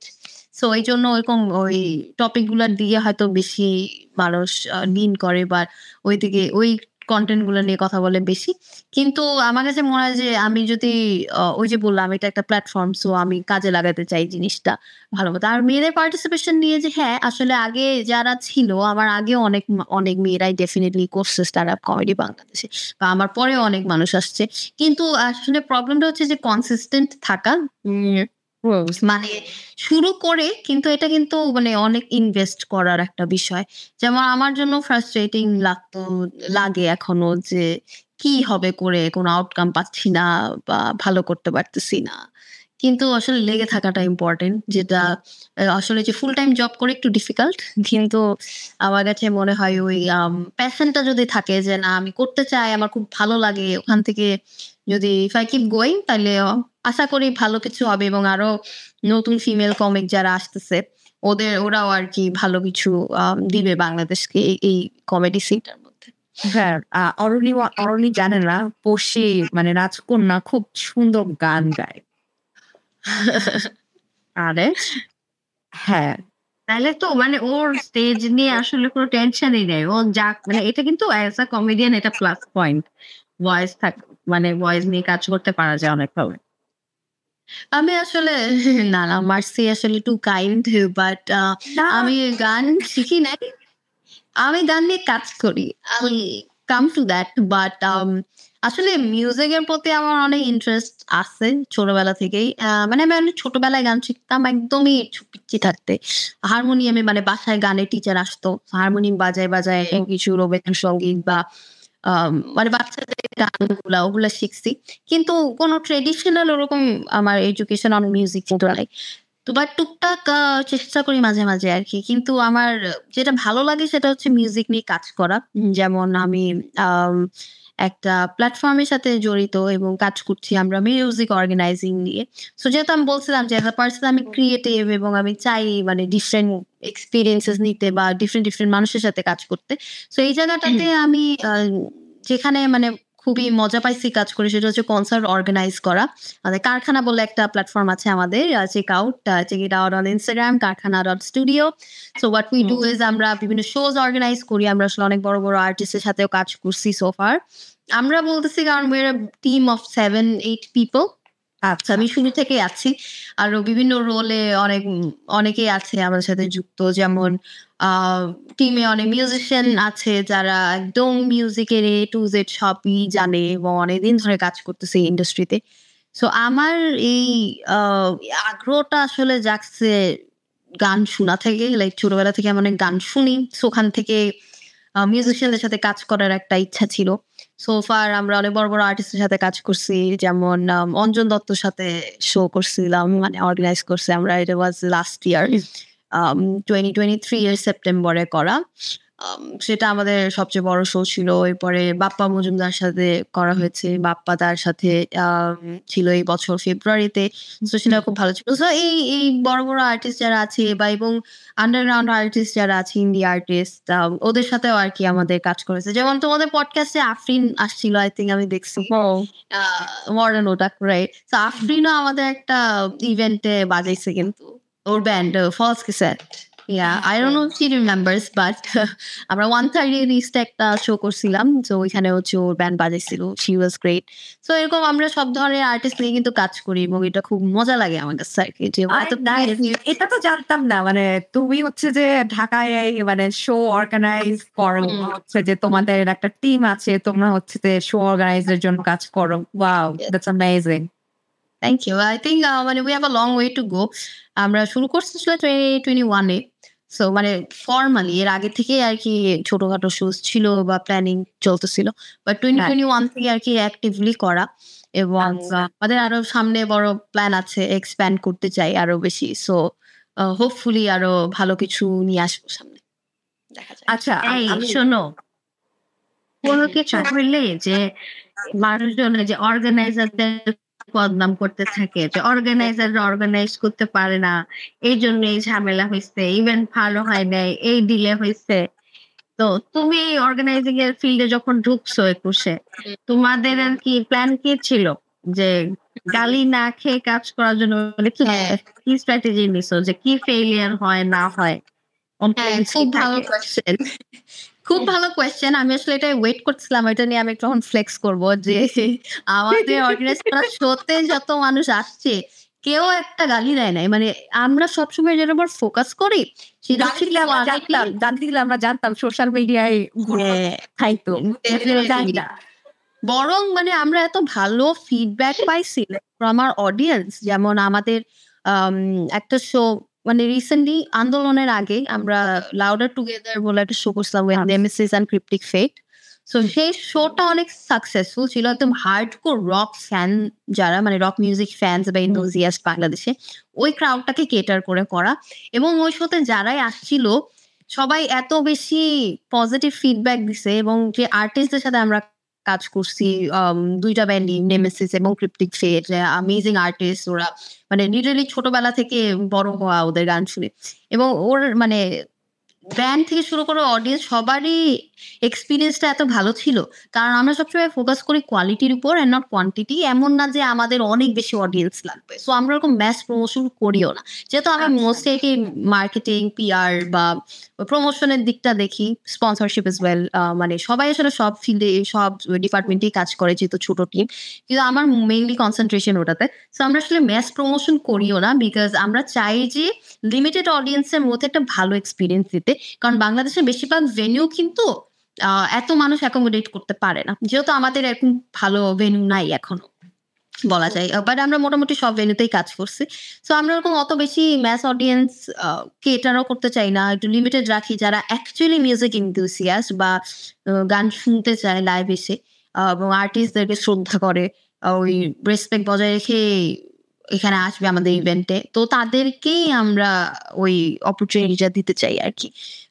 সোফার আমাদের সবগুলো শোই অনেক ভালো ফিডব্যাক পেয়েছি। বাট অবভিয়াসলি আমি বলবো যে there are always like rooms for growth. কিন্তু এই যে গেট ভাঙি যে প্রবলেমটা আমরা এখন দেখতেছি, এগুলো আমাদের কখনোই ফেস করতে হয় নাই আসলে। এটার একটা বিশেষ কারণ হচ্ছে যে বললাম যে আমরা যেহেতু খুব মানে নিশ অডিয়েন্স নিয়ে কাজ করি বা খুব রেস্ট্রিক্টেড মার্কেটিং হয়, তো দেখা যায় আমাদের একটা লয়াল অডিয়েন্স বেস তৈরি হয়ে গেছে এতদিনে। তো আমাদের সাথে যারা আসে রিপিট অডিয়েন্স অনেক আছে, যে মানে আমাদের একটা শোতে আসলো ওদের এত ভালো লাগলো যে আমাদের নেক্সট শোতেও আসতেছে। সো দেখা যায় যে সিমিলার অডিয়েন্সই বারবার আসতেছে, আশেপাশের মানুষজন, সেফ কমিউনিটির। সো এটা খুবই সেফ। এটা আমাদের জন্য খুবই ইম্পর্টেন্ট যে আমাদের শোতে যারা আসে তাদেরকে এই সেফ ফিলটা দেওয়া যে nothing wrong is going to happen, বা everything is smooth, they're getting a very good experience, comfort আছে, safety আছে। সো ওইটাই আমরা সবসময় ফোকাস করার চেষ্টা করি। And I think that's what sets us apart from other organizations, ধরো like Adventure Communication। নাম নিতে চাই না, এবার তাও নিলাম, everyone knows। আমি নিজেই আমি একটা কথা না বললে না যে you are so fucking talented ভাই। Heart. Thank you. Oh, that's nice, I guess, of you. But না, আমি আসলে অত বেশি ট্যালেন্টেডও না, কারণ এটা আমার একার কাজ না, এগুলো আমার টিমের কাজ। আমি জাস্ট এমনি হুদয় এখন ফ্লেক্স নিতেছি। বাট অ্যাপার্ট ফ্রম দ্যাট ওই তো আমি মানে ট্রাই করি অনেক কিছু করার, বিকজ আমার বিভিন্ন ইন্টারেস্ট আছে। কিন্তু মানে এমন না যে এগুলো আমি খুব প্রফেশনালি করতেছি। এগুলো কিন্তু আমার কোনোটাই মানে টাকা কামানোর উদ্দেশ্যে করা না, এগুলো হচ্ছে একান্তই ভালো লাগা থেকে করা। এবং আমি এনজয় করি দেখে এগুলো করতে চাই। মানে যাই করে না কেন, ভলান্টিয়ারি বা যেসব অ্যাক্টিভিটিসে নিজেকে এঙ্গেজ করি, ওগুলো একান্ত আর কি ভালো লাগা থেকে আর কি। সো এটা একটা অনেক বড় ফ্যাক্টর আমার জন্য। আচ্ছা, আমি আরেকটা হচ্ছে কোয়েশ্চেন করি। মানে ধরো তুমি কোথাও হচ্ছে যে স্ট্যান্ড আপ শো করতে গেছো, তোমাকে কি কেউ গালিগালাজ করছে বা হচ্ছে যে ব্যাড কমেন্ট করছে? না, আমি স্ক্রিন দেখতে পাচ্ছি কারখানার videos. Thank you for sharing. So আমাদের আপকামিং ইভেন্ট হচ্ছে 16 নভেম্বরে, যে রাদুশির প্রথম কনসার্ট, ওর অ্যালবাম লঞ্চিং কনসার্ট ইএমকে সেন্টারে হবে। সো যারা আর কি এই লাইভটা দেখছেন, সো আপনারা যদি একটা ভালো কনসার্ট উপভোগ করতে চান তাহলে ডেফিনেটলি চলে আসবেন। আর I know Mercy is not in Bangladesh, but Arani যদি তুমি ফ্রি থাকো, definitely join us. It will be a good show. I can assure you that you'll have a good experience. আচ্ছা, coming Thank back to you. মার্সির question, যেটা stand up comedy নিয়ে তুমি করলাম আমাকে হ্যাঁ। মাত্র, যে গালি খাইছি নাকি, আমি বলবো না যে অ্যাক্টিভলি গালি খাইছে, কিন্তু খুব একটা ইন্টারেস্টিং স্টোরি আমি বলতে চাই, দুইটা ইন্টারেস্টিং স্টোরি। একটা হচ্ছে প্রথমে I got booed off stage once, হ্যাঁ, মানে আমার জোক ভাল লাগে নাই, তো স্টেজ থেকে নামাই দিছে এরকম একটা ব্যাপার। আচ্ছা। তো ওই শোটার মোডালিটি এরকম ছিল, এন্ড তখন আমি মাত্র শুরু করছিলাম। এটা হচ্ছে 2022-এর কাহিনী। আমি লাইক কয়েকটা ওপেন মাইক করছি, অত ভালো পারি না, মানে এখনো আমি অত ভালো পারি না, আমি চেষ্টা করতেছি, কিন্তু তখন হচ্ছে মাত্র শুরু করছিলাম। So what happened is like ওই শোটার মোডালিটি ছিল যে ইট ওয়াজ কল্ড গং শো, নাভিডস কমেডি ক্লাবে হয়েছিল। সো হ্যাঁ। শোটার মোডালিটি ছিল যে যদি তুমি ধরো স্টেজে উঠে যোগ বলতেছো, কোনো অডিয়েন্সের যদি তোমার যোগ ভালো না লাগে, তাহলে তারা হচ্ছে হাত উঠাতে, এন্ড এরকম যদি 3 জন অডিয়েন্স মেম্বার হাত উঠায় যে তোমার যোগ ভালো লাগতেছে না, তাহলে তোমার স্টেজ থেকে নামতে হবে। So literally that happened with me, যে আমি যোগ বলতে উঠছি, আমি প্রথম যোগটা বলছি, অ্যান্ড ওই যোগটা অ্যাকচুয়ালি আমার আগে আরেকজন কমেডিয়ান বলে গেছে, এবার আমি এটা জানতাম না। সো এখানে হচ্ছে প্যারাটা হয়েছে। সো অডিয়েন্স ওয়াজ লাইক, ও এই যোগ তো হয়ে গেছে পুরান যোগ। আমি লাইক ফাক, someone stole my joke but they didn't, we just thought of the same joke. মানে what are the odds, মানে আমি যেই যোগ চিন্তা করছি ওই যোগ আবার আরেকটা কমেডিয়ানও চিন্তা করছে, ওই সেম যোগই বলছে। তো এখানে একটা ব্যাপার আছে যে যখন আমরা অনেক কমন মেটেরিয়াল নিয়ে কাজ করি, যে ধরো ধরো কোনো একটা টপিক নিয়ে আমি যোগ চিন্তা করতেছি, এমন যদি তথাকথিত একটা অ্যাসপেক্ট বা ওই অ্যাঙ্গেল থেকে আমি চিন্তা করি, এটার পসিবিলিটি অনেক যে আরেকজন মানুষও সেম অ্যাঙ্গেল থেকে চিন্তা করছে এই বিষয়টা নিয়ে। সো বেশি ইজি যোক যখন করে মানুষজন, এটার একটা রিস্ক অলওয়েজ থাকে যে this is not original anymore. হয়তো বা it's original to you, but someone else might have the same idea. So এটা কখনো তুমি এশিওর করতে পারবা না। সো একটু কমপ্লেক্স আইডিয়াস নিয়ে কাজ করাটা বেটার। বাট যাই হোক, back to my story. So that happened, like 3 জন অডিয়েন্স মেম্বার হাত উঠাইছে, এন্ড লাইক I think 5 মিনিটে সেট হওয়ার কথা ছিল, যেহেতু ওটা ওপেন মাইক সেটিং ছিল, বাট আমি হচ্ছে 2 মিনিটে I had to get down, মানে I got booed off the stage. But ওটা যেহেতু ইনিশিয়ালি ছিল, after that happened, I remember, মানে গালি আমি ডিরেক্টলি খাই নাই, বাট it was মানে in a passive way, they were like, I hate your jokes, man, you're not funny enough. And for me at that moment, ওইটা এত difficult ছিল process করা যে fuck, আমি তো ফানি না, সেটা আমার এখন বন্ধ করে দেওয়া উচিত কমেডি, আমি আর কোনোদিন যাবো না নাভিডস কমেডি ক্লাবে, আমি আর ওপেন মাইকও করবো না, আমি বাদ। তো এই চিন্তাটা আমার মাথায় আসছে, যেহেতু আমি বলতেছিলাম যে আমার অ্যাংজাইটি আছে অলসো, মানে আমি ওভার থিঙ্কার। তো আমি মাথার মধ্যে অনেক পেঁচাই ফেলছি যে মানে অনেক নেগেটিভ চিন্তা আসতেছিল যে মানে এত এম্বারেসমেন্ট হয়ে গেল, মানুষজন দেখছে আমাকে অডিয়েন্সে, হয়তো কাউকে মুখ দেখাতে পারবো না, এরকম একটা ফিলিং। বাট তারপরে মানে আই ওভারকেম দ্যাট সিচুয়েশন। এরপরে আমি আবার গেছি, তারপরে আমি ভালো করছি, ওইটার থেকে অনেক বেশি ভালো হয়েছে। এরকম ভ্যালিডেশন আমার হ্যাঁ একই জায়গায় অডিয়েন্স মেম্বার এসে বলছে যে তুমি অনেক ফানি, তোমার আরো করা উচিত, এন্ড ওইটা আসলে এনকারেজমেন্ট ছিল। মানে আমি প্রথম জোকসটা এরকম হওয়া উচিত ছিল যে আপনারা কি ভেবেছেন প্রথমবার চলে গেছি বলে কি লজ্জার বুক দেখাবো না, এই যে চলে আসছি আবার। না মানে ওইটাই মাথায় আসছিল আর কি, যে যেহেতু ওভার থিঙ্কার, এমনি মনে হয় যে ও আর চেহারা দেখানো যাবে না। কিন্তু মানে আমার পয়েন্ট হচ্ছে এখানে, মানে আমার কাছে মনে হয় এই স্টোরিটা অনেক ইন্সপায়ারিং, যে আমি এবং মুড অফ বা এরকম স্টেজ থেকে নামাই দিচ্ছে, এত লজ্জাজনক একটা ব্যাপার। কিন্তু এরপরেও যে আমি আবার গেছি এন্ড ভালো করতে পারছি, মানে আলহামদুলিল্লাহ ওটার থেকে বেটার হয়েছে। সো এটা আসলে আমার জন্য অনেক ইন্সপায়ারিং ছিল, যে তাইলে আমার আরো করা উচিত বা নিজেকে পুশ করা উচিত, মানে মোটিভেটিং। কারণ তোমার নিউ ইয়র্কের হচ্ছে যে মানে কমেডি ক্লাস সিন তো আরো ভায়োলেন্ট, বুঝছো, মানে লোকজন গালাগালি মানে করে নামায় দেয়, মানে তোমার ইস্ট কোস্টের ক্রাউড খুবই হচ্ছে যে উইয়ার্ড। আর মানে আরেকজন হচ্ছে যে স্ট্যান্ড আপ কমেডিয়ান, তুমি হচ্ছে চিনো মনে হয়, যে শুনছো, যে কেভিন হার্ট, মানে হ্যাঁ হ্যাঁ হ্যাঁ হ্যাঁ হ্যাঁ, ওনাকে তো কতগুলো ক্লাবে যে হচ্ছে যে হ্যারাস করছে, আর হচ্ছে যে মানে স্টেজ থেকে নামাই দেওয়া হয়েছে, ওরা প্রথম দিকে আর কি। রাইট, মানে এখন সে কোথায় চলে গেছে, মানে যে বলে failure is a pillar of success, এটা শুনতে মনে হয় যে হ্যাঁ ভুগিচুগি কথা, কিন্তু আসলে মানে ওই কারেজটা থাকা ইম্পর্টেন্ট, যে আমি যখন ফেল করতেছে তখন I have to keep pushing myself. মানে কেভিন হার্ট এখন কই চলে গেছে রে, তো সে কিন্তু শুরু থেকে এরকম, মানে এটা সব আর্টিস্টেরই কাহিনী, not just like stand up কমেডিতে, মানে যে কোনো আর্ট ফর্মে বা যে কোনো ক্ষেত্রে, আর্ট ফর্মও বাদ দিলাম, তোমার চাকরিতেও শুরুর থেকে তুমি ভুল করবা অনেক, বসের গালি খাবা অনেক, বাট পরে গিয়ে কিন্তু তুমি অনেক মানে ভালো কাজ করতে পারো। সো এটা আমার জন্য ইন্সপায়ারিং ছিল। সো হ্যাঁ, না এটা গালি এরকম ডিরেক্টলি খাই নাই, বাট মানুষজন এরকম আমাকে নেগেটিভ ফিডব্যাক দিচ্ছে অনেক। আর স্যার একটা বলবো যে মানে বাংলাদেশি অডিয়েন্স কিন্তু অনলাইনে আবার বেশি ব্রুটাল, মানে ইন রিয়েল লাইফ মেবি ঠিক আছে, তাও সহ্য করে, মানে ভদ্রতার খাতিরেও মানে এরকম করবে না। এন্ড এখানে একটা প্রিভিলেজ আছে অ্যাজ আ ফিমেল, যে কেউ আমাকে ডিরেক্টলি মুখের উপর গালি দিবে না, ঠিক আছে। আর ওইটুকু আই থিঙ্ক আমার মতো অ্যাটলিস্ট যারা আসছে এই ভদ্রতাটুকু আছে ওদের।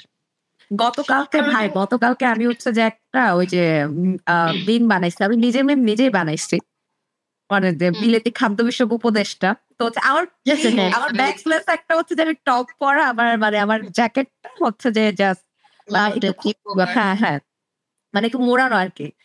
তো ওইটা দেখে লোকজন বলতেছে যে সেলিব্রিটি হওয়ার পর লোকজন হচ্ছে যে এরকমই হয়, জামা কাপড় সব খুলে ফেলে।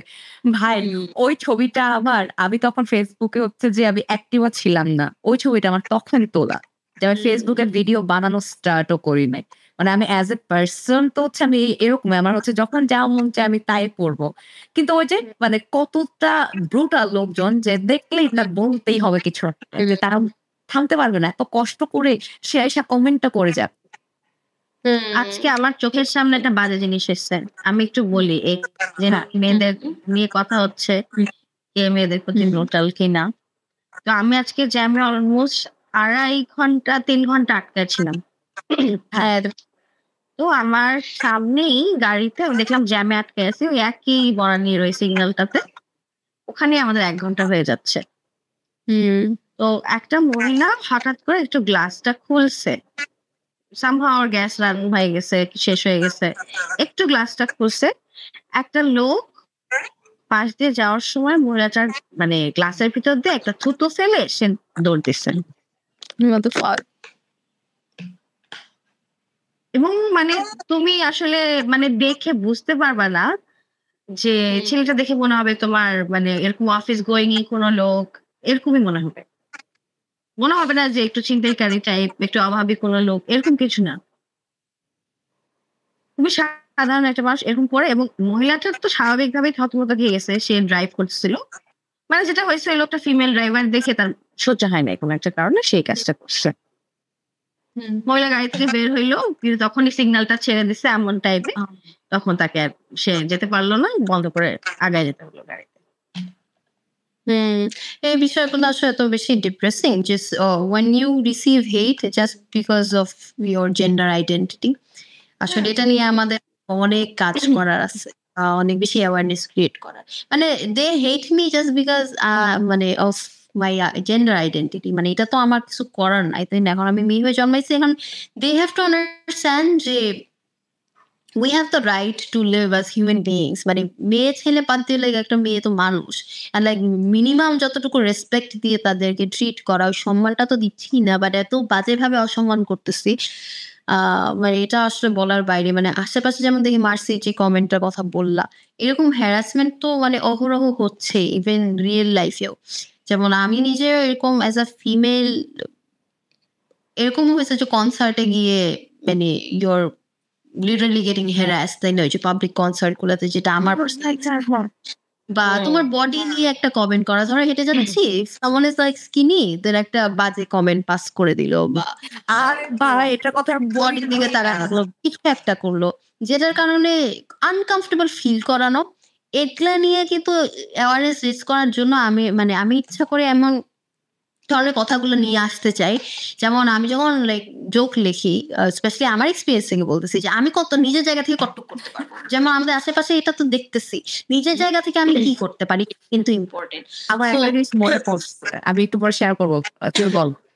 হ্যাঁ, না ওই যে হ্যারাসমেন্টের কথা বলছিলাম, যে আমি এরকম একটা জোক লিখছিলাম about harassment, like women how women feel unsafe in the society and একটা harassment angle দিয়ে যদিও এটা মানে হিউমানের মোড়কে দেওয়া বা আমি একটা জোক হিসেবে এটা প্রেজেন্ট করতেছি কিন্তু এটা আন্ডারলাইন মেসেজটা কিন্তু বুঝতে হবে and আমার কাছে মনে হয় যে এটাই আমি ট্রাই করি যে আমি একটা ফানি ওয়েতে কিভাবে একটা গুরুত্বপূর্ণ মেসেজ দিতে চাই যে মি অ্যাজ আ ফিমেল আমি কিন্তু এটা ফেস করতেছি হ্যারাসমেন্ট আমি তোমাকে হাসাচ্ছি বিকজ হ্যাঁ এটা রিয়েল মানে also like has some dark humour with it কিন্তু মানে there are women getting like groped harass like আশেপাশে and this is happening so আমার জন্য আমি যদিও এটা নিয়ে হাসির ছলে বলতেছি তার মানে এটা হচ্ছে না যে আমি ভিকটিমের উপর হাসতেছি বাট আমি হাসতেছি আমি এটা নিয়ে যোগ বানাচ্ছি যে but my objective is to raise awareness এই জিনিসটা ধরতে পারো ইম্পর্টেন্ট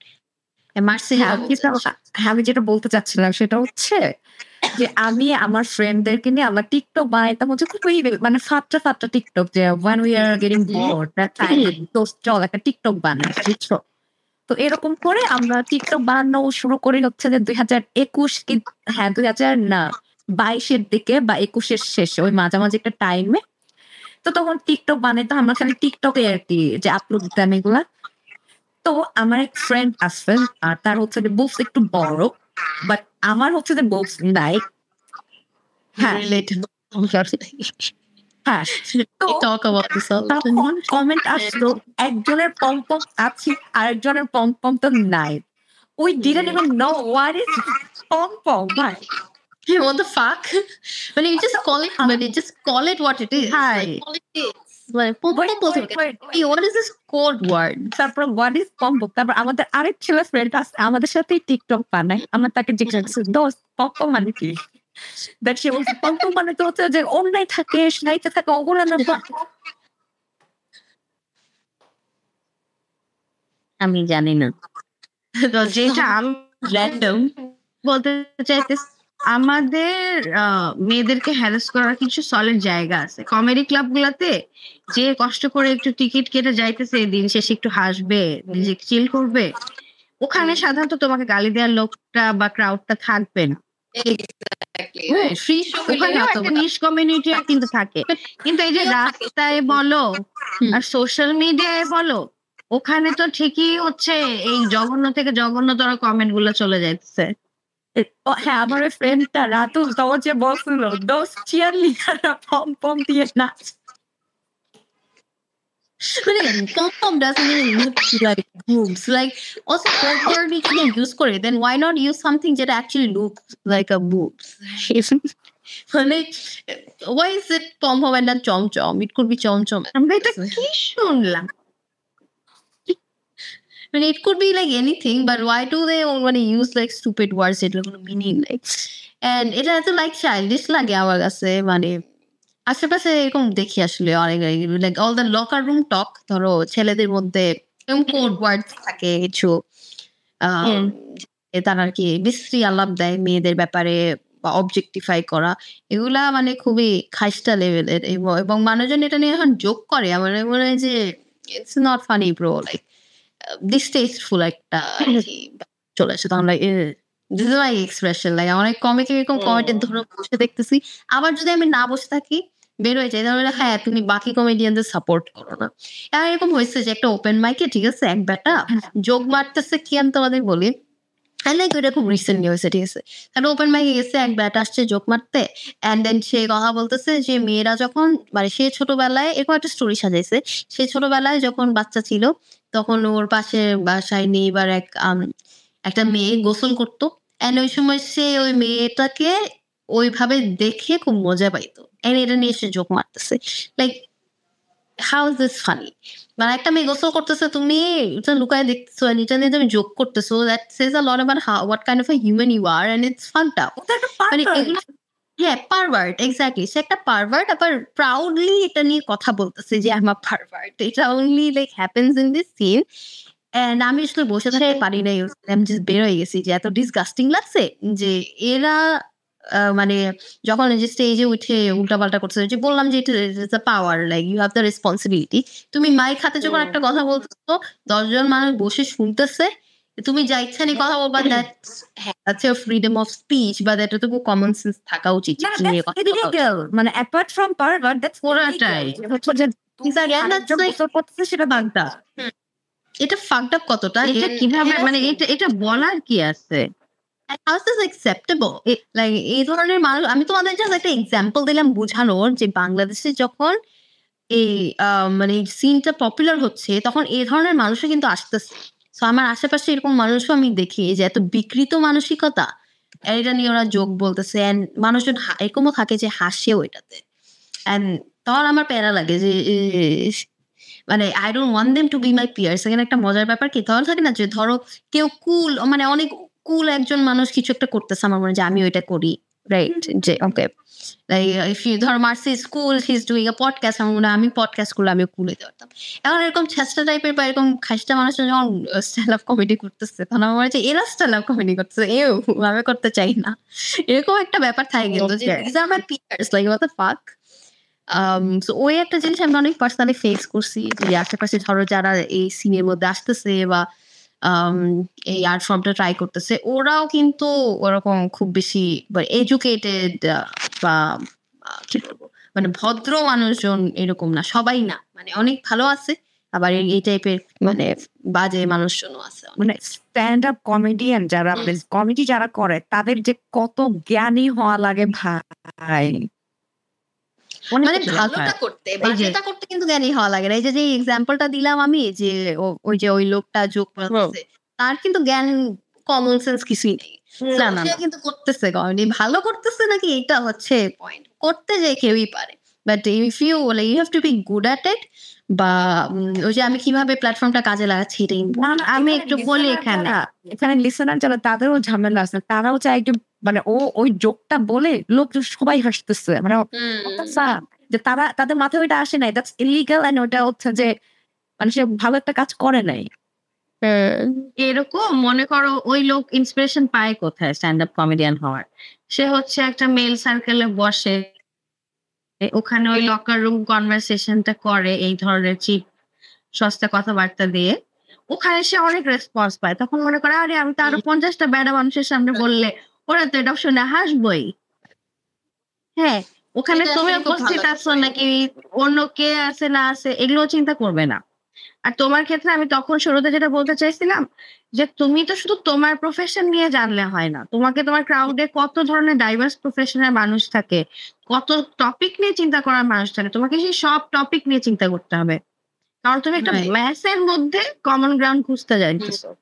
এখন আইদার তুমি হচ্ছে এরকম চিপ সেক্স গল্প এগুলো শুনাইবা, অথবা হচ্ছে আসলেই তুমি মানে একটা অ্যাওয়ারনেস, যেই কথাটা তুমি সহজে বলতে পারো না সেটাই তো তুমি সার্কাজম, সেখানেই তো তুমি সার্কাজমটা ইউজ করো, রাইট? যেটা সহজে বলা যাচ্ছে না সেটাকেই তো একটা ডিফারেন্ট কোচিং এ দেয়া।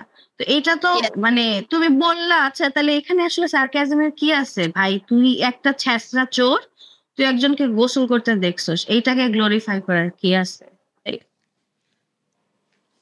এটা কোনোভাবে কোনো একটা জোক হইতেও পারে না।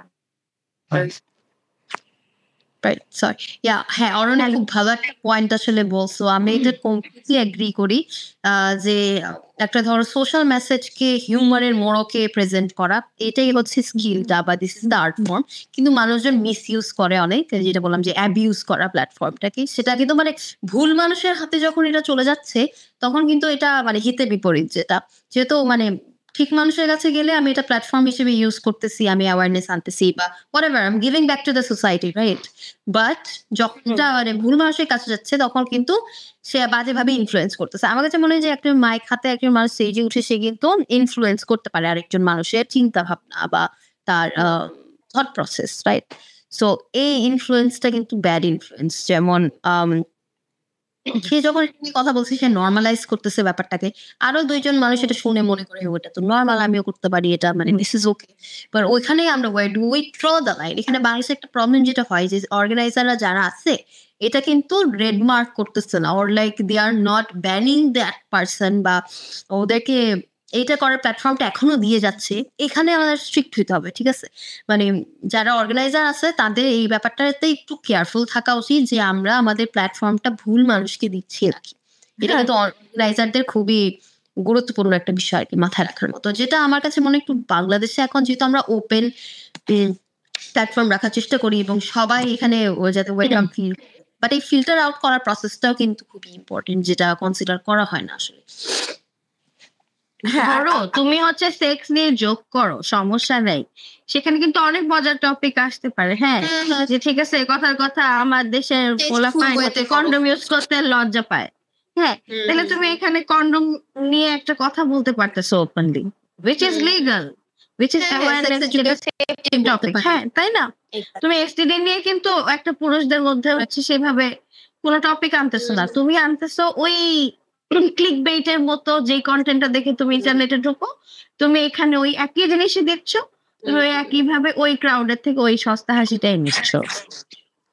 রাইট রাইট, আমার কাছে এটা খুবই ইম্পর্টেন্ট পয়েন্ট মনে হয় যে বাংলাদেশে কিন্তু সেক্স এডুকেশন খুব দরকার। মানে সেক্স নিয়ে কথা বলা যাবে না, আমি এটা মনে করি না, আমি এটা সাপোর্ট করি না, বলতে হবে ওপেন কনভারসেশন খুবই দরকার। বর্তমানে পাঠ্য বইতেও এই জিনিসগুলো ইনক্লুড করা উচিত, কিন্তু সেটা টেস্টফুল ওয়েতে করতে হবে, যেটাতে আমি ওই মেসেজটা দিতে পারি, বা যারা আমাদের ইয়াং অ্যাডাল্ট আছে বা স্পেশালি টিনেজার যাদের জন্য জানে না, বিকজ আমাদের এটা শেখানো হয় না বা পড়ানো হয় না ওইভাবে, তো আমাদের ওই জ্ঞানটা কিন্তু আমরা এই হিউমারের থ্রুতে দিতে পারি, কিন্তু এই অ্যাওয়ারনেসটা তো আসলে থাকতে হবে কমেডিয়ানদের মধ্যেও। মানে অবজেক্টিভটা বুঝতে হবে তোমার, যে আমি একটা জিনিস করতেছি এটার পিছনে আমার ইন্টেনশনটা কি, সেটা আমি চাকরির ক্ষেত্রেও হোক, আমার আর্ট ফর্মের ক্ষেত্রে হোক, everything has to have a purpose. আমি যেটা বিলিভ করি, পারপাস ছাড়া কোনো কিছু করলে সেটার আসলে আউটকাম পজিটিভ আসে না। তুমি বলো না যে সেক্স এডুকেশন এটা সব জায়গায় দরকার, এটা আমার কয়েকটা এপিসোড আগেও বলেছিলাম। সেক্স এডুকেশনটা আমাদের দেশে আসলে দরকার, কারণ হচ্ছে যে জিনিসটা মানে মানুষ, মেয়ে হোক ছেলে হোক, তারা সেক্সের প্রতি কিন্তু একটা সার্টেন এজের পর আগ্রহ অনেক বেশি থাকে। এবং হচ্ছে যে কন্ডম কেনার ক্ষেত্রে যেটা বললো, কন্ডম কেনার ক্ষেত্রে যেটা বললো যে কন্ডম হচ্ছে যে ইউজ করতেছে বা করতেছে না, এবং বাংলাদেশে হচ্ছে যে মানে সেক্স ডিজিজ গুলো নিয়ে মানুষ এইডস এর কথা রাইট, আর কিসের কথা জানে,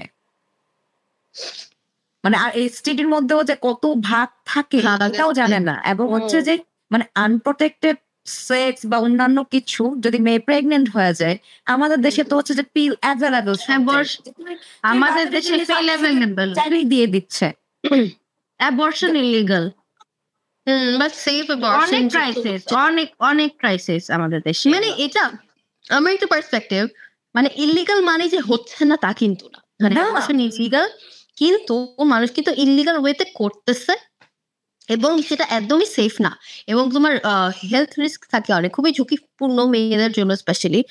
যদিও মানে এখানে মানে মেয়েরাই victim most of the time, because যেহেতু এটা ইলিগাল, আমরা ভালো ট্রিটমেন্ট বা মেডিকেল প্রসেসের মধ্যে দিয়ে যেতে পারতেছি না, and then there are repercussions of that. But then again, other people are making, mostly men are making decisions for a female body, right? মানে এটা এদের বডি ডিসিশন হওয়া উচিত, কিন্তু এই প্রবলেম গুলো কিন্তু আমাদের সোসাইটিতে অনেক বেশি এক্সিস্ট করে। এটা নিয়ে কথা বলতে গেলেও দেখা যায় কি চাই খাবো, শাহবাগি, লিটারালি এরকম শুনছি অনেক, শাহবাগি। নতুন কিছু ট্যাগ করতেন, ভাল লাগছে না, কমপ্লিমেন্ট নটি মোটি বলেন তাও ভাল লাগে। আমি হাত কাটা ব্লাউজ পরবো, আমি টিপ দিয়ে বেরোবো, কিন্তু আমি যদি আমার নিজের রাইট নিয়ে কথা বললে, if that makes me শাহবাগি, that's good, but you cannot shut me up, মানে I will keep talking. এটা আমার মানে আশেপাশে ঢাকা ইউনিভার্সিটিতে যখন পড়ছি, এরকম অনেক ডাইভার্স মানুষ দেখছি যারা অ্যাকচুয়ালি মানে এনকারেজ করে বাকিদেরকে এই ওপেন ডায়ালগে আসার, ওরকম মানুষও দেখছি। আবার অনেক খারাপ মানুষও দেখছি আশেপাশে, আমার ক্লাসমেটদের মধ্যেও দেখছি যে ধরো জিন্সের প্যান্ট পরে একটা আমার ফিমেল ক্লাসমেট আসছে, তার থেকে বাজেভাবে তাকায় আসছে, এরকম মানুষ আমি দেখছি। সো এই ডাইভার্সিটিটা ম্যানেজ করাটা বা ওদেরকে ওই শিক্ষাটা দেওয়া অ্যাট দিস এজ, আমার একটা ছেলে 21 বছর বা 20 বছর, সে যখন আসছে ইউনিভার্সিটিতে পড়তে, তখন যদি এই কাজ করে, তখন আসলে লার্নিংটা নেওয়াটাও কিন্তু ডিফিকাল্ট। মানে এত বছরের একটা লার্নিং সে নিয়ে আসছে, এখন সেটাকে আনলার্ন করবে, তারপর নতুন শিখবে, এই ইচ্ছাটা ওর থাকতে হবে। কেউ যদি আনলার্ন করতে চায় তাহলে সেটা সহজ, কিন্তু না চাইলে তুমি জোর করে কাউকে এগুলো শিখিয়ে দিতে পারবে না, এটা সম্ভব না, না একেবারেই না, এভাবে হয় না। এখন সবাই যদি আসলে ডিসাইড করে আমি বড় হয়ে ডাক্তার ইঞ্জিনিয়ারিং হব, শিক্ষিত হয়ে, দিন শেষে হচ্ছে তখন তো এন্টারটেইনমেন্ট সেক্টরে চোর চামার গ্যাংস্টাররা ঢুকবে, ওখানকার কোয়ালিটি ড্রপ করবে, অডিয়েন্সও ড্রপ করবে। এটা তুমি সিনেমা বলো, সঙ্গীত বলো, কিংবা অন্য যে কোনো অডিও ভিজুয়াল প্ল্যাটফর্ম বলো, সব জায়গায় কিন্তু দিন শেষে তাই হচ্ছে। ইনফ্যাক্ট সোশ্যাল মিডিয়াও এখন এরকম ভাবেই, এখন কিন্তু আর ঢুকলে ভাল লাগে না। তোমার কি এখন আর সোশ্যাল প্ল্যাটফর্ম গুলো ঢুকতে টাইম স্পেন্ড করতে ভাল লাগে? মনে করো যেটা তুমি 2010-এর দিকে একটা শান্তি পাইতা, সেটা কিন্তু তুমি এখন আর পাবা না। মানে আমি যেমন স্পেশালি এত মানে আশেপাশে এত বেশি নেগেটিভ নিউজ বা তো যে কি বলবো মানে কাদা ছড়াছড়ি, মানুষের ক্যান্সেল কালচার যতটুকুই আছে আর কি, একটু টক্সিক হয়ে যায় একটা পয়েন্টে পরে। তো আমি নিজে ইচ্ছা করে হচ্ছে অনেক কনজাম্পশন কাট ডাউন করছি, মানে আমি ইচ্ছা করে নেগেটিভ নিউজ থেকে একটু দূরে থাকি to protect my mental peace. নাইলে দেখা যায় যে আমার উপরে তো বাজে একটা নেতিবাচক প্রভাব পড়ে, যে আমি মানসিক শান্তি পাচ্ছি না। তো তখন আমার কাছে মনে হয় যে এটা দরকার আছে কন্ট্রোলটা আনা, যে আমি দিনে ধরো 1 ঘন্টা ফেসবুকে আছে বা 2 ঘন্টা, এটা বেশি আমি নিউজ কনজাম্পশনটা কমাই দিই। মানে নেগেটিভ নিউজ দেখলে আমি এড়াই যাচ্ছি, কারণ আমি জানি এখানে বাজে কিছু একটা করবো। মানে এখানে আরেকটা আমরা একটু আগে হচ্ছে যে ওই যে মানে কি নিয়ে জানি আলাপ করছিলাম, ওই যে জেন জি বা জেন আলফা, এটা ডিপ্রেসড, ওদের ডিপ্রেশন অনেক বেশি।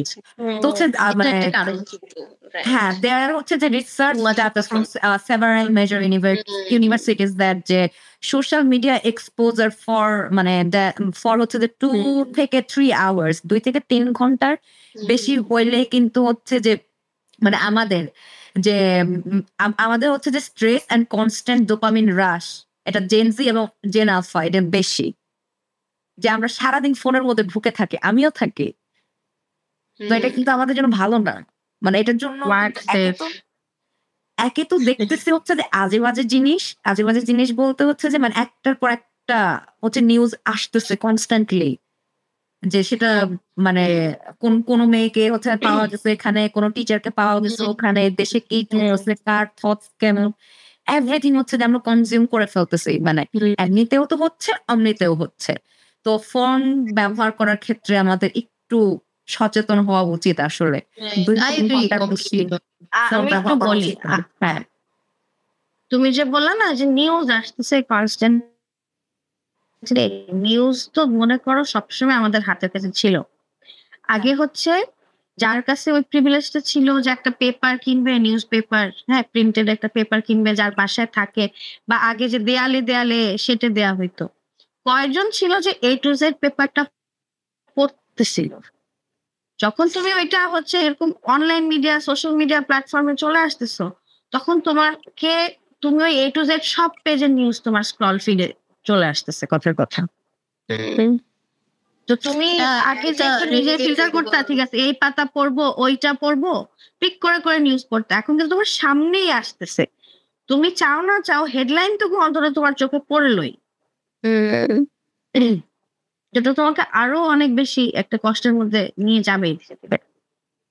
এমনিতে বাংলাদেশের লাইফটা তো বেশি ডিপ্রেসিং, মানে কি করার আছে আমাদের, খুব একটা মানে আমার কাছে মনে হয় একটা বক্সের ভিতর জীবন, তার মধ্যে আবার যদি ঘরে বসে এত নেগেটিভ কনজাম্পশন হয়, স্পেশালি ধরো জুলাই অগাস্ট আমার জন্য অনেক ডিফিকাল্ট ছিল, মানে প্রসেস। আমি আজকে যে পরিমাণ ট্রমাটাইজড হয়ে গেলাম ভাই, সেটা এক্স্যাক্টলি, মানে এত ট্রমার মধ্যে গেছি আমরা কালেকটিভলি সবাই একসাথে, যে ওইটা থেকে রিকভার করতে কিন্তু আমার যে নেক্সট পরবর্তী কয়েকটা মাস চলে গেল। মানে আস্তে আস্তে definitely we doing better now as a country, but মানে লং ওয়ে টু গো এখনো, তাই না? এন্ড এখানে আরেকটা কথা বলবো, সেটা হচ্ছে আমাদের যে মানে এত কিছু দেখছে ইয়াং জেনারেশন, এদের মেন্টাল হেলথ যে কি অবস্থা, এটা নিয়ে কথা বলার কেউ নেই। সবাই আসবে, কে উপদেষ্টা হবে, কে ওটা হবে, কে সেটা হবে। এই যে এতগুলা পোলাপাইনের কিছু ইয়া হচ্ছে, কয়েকটা উদ্যোগ যে একেবারেই হয় নাই তাই না, ঢাকা শহর কেন্দ্রিক কিছু উদ্যোগ আমি করতে দেখছি। এই জুলাই অগস্ট মানে পরবর্তী সময়ে মেন্টাল হেলথ নিয়ে কাজ করতে, বা এই সময় যারা আন্দোলনে কাজ করছে বা ভিকটিম হয়েছে, ইনজোর্ড হয়েছে, তাদের নিয়ে আমি কিছু সেমিনার সেশন দেখছি, তাও একটু আছে। কিন্তু ঢাকার বাইরে আসলে এটা কতটুকু হইতে পারতেছে, মানে অতটুকু মানে ওই সেশন গুলো আসলে কতটুকু হেল্পফুল এটা বুঝার ব্যাপার। মানে যে ট্রমাটার মধ্যে দিয়ে আমরা সবাই গেছি ছিল, ওইটা আসলে একটা দুইটা সেশন করে বা একটা মেন্টাল হেলথ ওয়েবিনার করে এটা ডিফিকাল্ট আসলে হেল্প করে। না না, যদিও কথা বলবো আমি, ভালো কাজ করতেছে ওরা অনেকেই, মানে অর্গানাইজেশন গুলো। কালেকটিভ যখন আর কি শুনে একই একটা জায়গায় বসে তোমরা সবাই ধরো 4-5 মাস একটা মানে একটা জাতির উপরে একই ঘটনা ঘটতেছে, ওইটা যখন সবাই একসাথে বসে আবার একটু শেয়ার করা শুরু করে না, তখন কিন্তু কালেকটিভ এক প্রকার একটু হিল হওয়ার দিকে যায় বা বুঝে যে সে একা না। এই ধরনের হ্যাঁ, তো এই ধরনের যখন একটা পরিস্থিতি যায় যেটা আসলে দেশ রাষ্ট্র সবার উপর দিয়ে যাচ্ছে, প্রত্যেকটা মানুষের উপর দিয়ে যাচ্ছে, তখন এটা মানে কিছু পর্যায়ে অন্তত হেল্প করে, একটা শুরু করায় যে আচ্ছা চিন্তা করি, বা তুমি বলতেছো না যে এখন শেষ হয়নি, তো ইন ফিউচার আরেকটু দৌড়ানোর জন্য একটা এনার্জি একটু আসে। মাঝখানে যেটা যাচ্ছে, মাঝখানে আবার একটু আসতেছে। ও হ্যালো, কতটুক শুনছো বলো? আচ্ছা, অনেকখানি শুনছি, কি জানি কতটুক শুনছি আসলে যে আমি যেটা বলছিলাম সহজ করে বলি, শেয়ার করতেছে। হ্যাঁ, আমি বলছি কালেকটিভ যখন একসাথে বসে, হ্যাঁ এখন শোনা যাচ্ছে আমাকে? হ্যাঁ, কিন্তু তুমি আটকে গেছো। ওকে, আমি আটকে গেছি, আমি দেখতে পাচ্ছি না। আচ্ছা দাঁড়াও তো, আমি একটু ইন্টারনেটটা চেঞ্জ করি। হ্যালো, হ্যাঁ হ্যাঁ, শুনতে পাচ্ছি, বলো। ওকে, বলছি কালেকটিভ যখন একসাথে বসে, হ্যাঁ কালেকটিভ একসাথে বসলে ওরা এই ব্যাপারটা অন্তত বুঝে যে আমি একা না, আমার মধ্যে আরো 10টা মানুষও ওই একই মাথার উপর দিয়ে হেলিকপ্টারের শব্দে ট্রমার ভিতর দিয়ে যাচ্ছে। ঠিক আছে, সোজা একদম উদাহরণ দিয়ে বললাম তোমাকে। ওইটা তোমাকে আমাকে একটা কাইন্ড অফ এনার্জি দিবে যে ঠিক আছে, কোষে যেটা বললো যে শেষ হয় নাই তো এই স্ট্রেসটা, এখন তো কাজ করে যেতেই হবে, তাই না? তো তুমি যে ফিউচার কাজ করে যাবা, সেটা একটা এনার্জি তুমি পাবা। কথার কথা, তুমি আমি কোষে এখন বসে এই যে 5 মিনিট কথা বলতেছি, এটা কিন্তু আমাদেরকে এক প্রকার একটা এনার্জি দিবে, প্রতিদিন একটা এনার্জি দেয় এই যে কথাগুলো বলা, শেয়ার করা, এটার কথাই বলতেছি। আচ্ছা, আমরা লাইভের একদম শেষ পর্যায়ে চলে আসছি, আমরা রাজকন্যার কাছে ফেরত চলে যাই। I think yes, you guys can hear me still, right? Yes. আচ্ছা, হ্যাঁ, অলরেডি তোমার প্রশ্নগুলো তুমি করতে পারো চাইলে, কারণ আমাদের 10 মিনিট আছে। ওকে, হ্যাঁ, তো আমরা একদম শেষ পর্যায়ে চলে আসছি। রাজকন্যা, বলো তুমি যদি কোনো সুপার হিরো মানে হইতা বা তোমার একটা সুপার পাওয়ার থাকতো, তাহলে সেই সুপার পাওয়ারটা কি হইতো এবং কেন? সুপার পাওয়ার, একটু চিন্তা করি। আমি আসলে এই প্রশ্নটা নিয়ে চিন্তা করিনি আগে যে কি হওয়া উচিত ছিল, কিন্তু আমার কাছে মনে হয় আমার কাছে মনে হয় যদি আমি সুপার পাওয়ার কোনো একটা পাইতাম এট দিস মোমেন্ট, আমার জন্য যেটা খুব হেল্পফুল হতো যে to be able to control time. মানে এটা একটা ইন্টারেস্টিং যে টাইমকে কিভাবে মানে কন্ট্রোল করা যায়, মানে আমার ইচ্ছা মতো আমি ধরো টাইম থামাই দিছি, ঠিক আছে? তাইলে ধরো একটা এক্সাম দিচ্ছি 2 ঘন্টা, আমার এনাফ টাইম নেই সব প্রশ্ন শেষ করবো, তো আমি জাস্ট টাইম থামাই দিব, দেন আমি আরো 2টা অ্যান্সার লিখে তারপরে আবার টাইম চলবে। সো যখন ইচ্ছা বন্ধ, যখন ইচ্ছা চালু, এটা একটা মজার টাইম এন্ড স্পেস কন্ট্রোল করার যে একটা ব্যাপার। তোমার হচ্ছে ওই যে টাইম স্টোন লাগবে আর কি, স্ট্রেঞ্জের। এরকম ওইটা খুবই মজা হতে দেবে।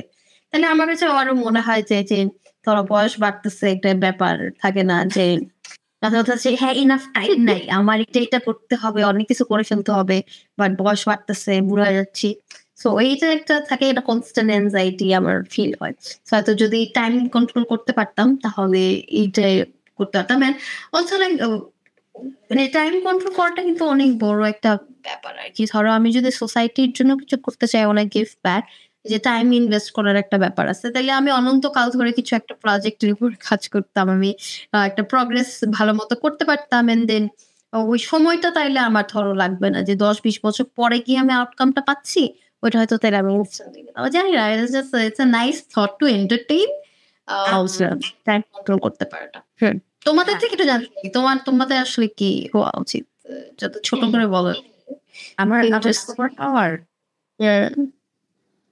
আমি কোনো সুপার পাওয়ার চাই না। বোরিং। হ্যাঁ, আমি চাই যে আমার সব মনে থাকুক, লাইক সব মনে থাকুক। That's a good one. আসলে আই থিঙ্ক তাহলে মানে মেমোরি যেমন হয় যে আমি একটা জিনিস বলছি কাউকে ভুলে গেছি তারপর বা আম, আচ্ছা তাই না?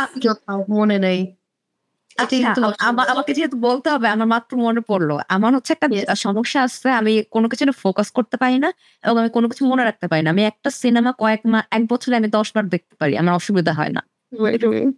আমি ভুলে যাই সিনেমা 1 মাস পরে। তো আমার যদি এরকম কোনো সুপার পাওয়ার থাকতো যে যেটা আমি এক দেখা মাত্র আমি মনে রাখবো, সেটা মানুষ হোক, সেটা হচ্ছে বই হোক, সেটা যেটাই হোক না কেন। বাট তাহলে তো তুমি অরণিকটাই কপি করলা। হ্যাঁ, আমার তখন মনে পড়লো যে আমি যে সমস্যাটা নিয়ে ভুগি, যে আমি কিচ্ছু মনে রাখতে পারি না। এগুলো হচ্ছে আমাদের মতো ADHD পিপলের আমি ওটাও মনে রাখতে পারি না, মনে রাখতে পারি না ভাই। তো ওইটাই অবস্থা। হ্যাঁ, জীবনটা তেনা তেনা হয়ে যাচ্ছে, মনে রাখতে না পারার হচ্ছে এই চোদনে, যে আর ভাল লাগতেছে না, যে কিচ্ছু মনে রাখতে পারি না, পড়ালেখা থেকে শুরু করে এভরিথিং। আগাই আচ্ছা বলো রাজকন্যা, তোমার 1 সপ্তাহ কথা চিন্তা করো লাস্ট, এবং তারপর আমাদেরকে রিপোর্ট দাও যে তোমাদের মানে তোমার মেন্টাল হেলথের অবস্থা কি। এটাকে 0 থেকে 10 একটা রেটিং দাও। সরি আমি প্রশ্নটা ঠিক মতো শুনতে পারিনি, একটু আগে বলবা? শুনতে পাচ্ছ? হ্যাঁ, একটু আবার বলবা? বিগত 1 সপ্তাহের কথা চিন্তা করে নিজের মেন্টাল হেলথকে 0 থেকে 10 একটা রেটিং দাও। আচ্ছা, খুবই খারাপ।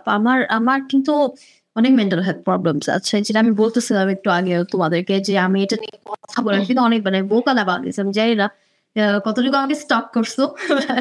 আমি কিন্তু মেন্টাল হেলথ নিয়ে অনেক পোস্ট দিই, অনেক শেয়ার করি এবং আমি নিজেই like I try to advocate for it.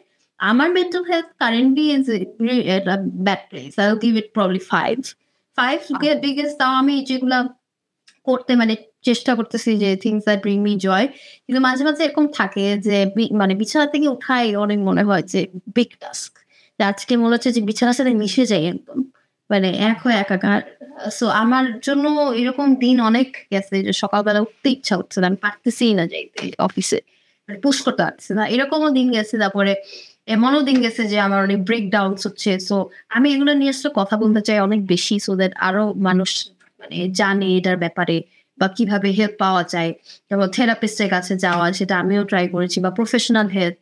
But যেটা আমার জন্য সবচেয়ে বেশি কাজে লাগে সেটা হচ্ছে doing the things that you enjoy. যেমন সেটা গান বাজনা হোক, কমেডি হোক, বা মুভি দেখা, ঘুরতে যাওয়া, কনসার্টে যাওয়া, এই জিনিসগুলো করলে আমার অনেক মানে ভালো থাকে মেন্টালি। সো ওইগুলা হেল্প হয় আমার। হ্যাঁ, আর আমি যদি গত 1 সপ্তাহের কথা চিন্তা করি, আমি বলবো যে আমার মেন্টাল হেলথ ছিল 3। কারণ আমার 2 দিন আগে মনে হয়েছে যে আমি দুনিয়ার সবার উপরে খুব বিরক্ত আর খুবই পিস, যে মানে আমার কোনো কিছু ভালো লাগতেছে না, nothing, no one's love me, যে এন্ড হচ্ছে যে মানে কেউ আমার জন্য কিছু করে নাই সারাটা জীবন, যে সেটা আমার ফ্যামিলি হোক বা আমার চারপাশে মানুষজন হোক, আমার এরকম একটা ফিল আসতেছিল। পরে আমি কি করছি, আমি কান্নাকাটি করে আমি ঘুমাই গেছি।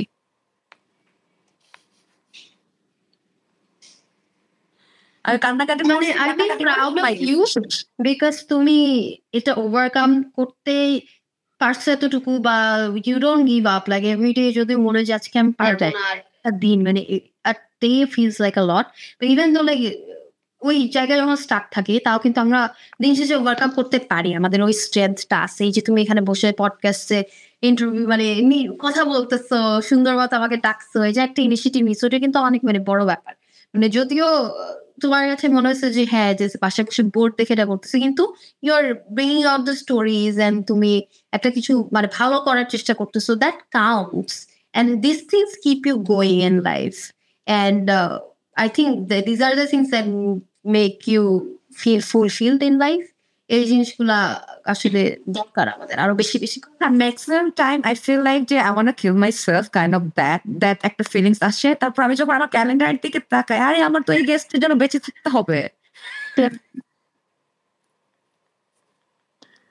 আমি সারা জীবন এইটাকেই চিট কোড হিসেবে ইউজ করে আসছি যে আমি একটা কমিটমেন্ট নিয়ে নেই, তাহলে তো হচ্ছে আমি সুইসাইডাল থটস থেকে একটু দূরে থাকবো, যে না আমার তো একজনকে আমি কমিটমেন্ট দিচ্ছি, I have to work there.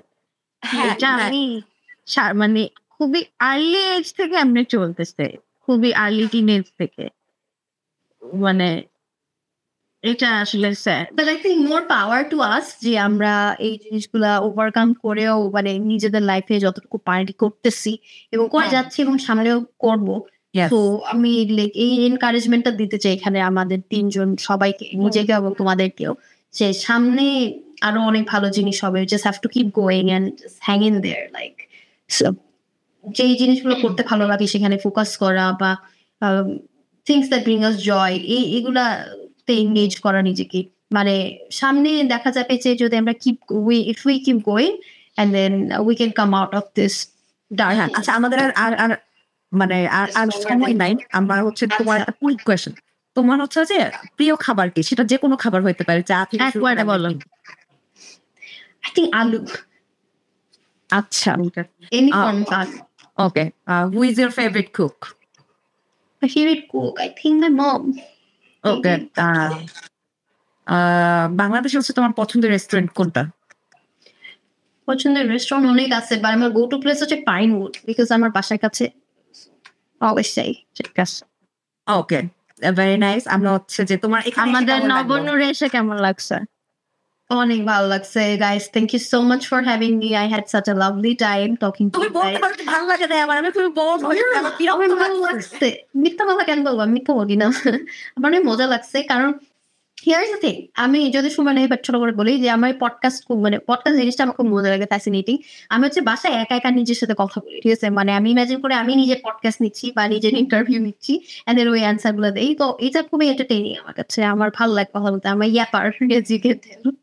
So this is always nice to connect with people, and তোমরা খুবই নাইস, তোমার সাথে কথা বলে খুবই ভালো লাগলো। It was a very pleasant experience for me. আমরা বাংলাদেশে আমরা সবাই একসাথে কাজ করবো, কোনো একটা জায়গায়। Definitely. Looking forward to আর আমি আজকে সারাদিন এটা বলি নাই, এই জন্য আমার মন খচখচ করছে। আজকে নবনের 42তম এপিসোড, রাইট? Let's do তো আজকে 42তম এপিসোড।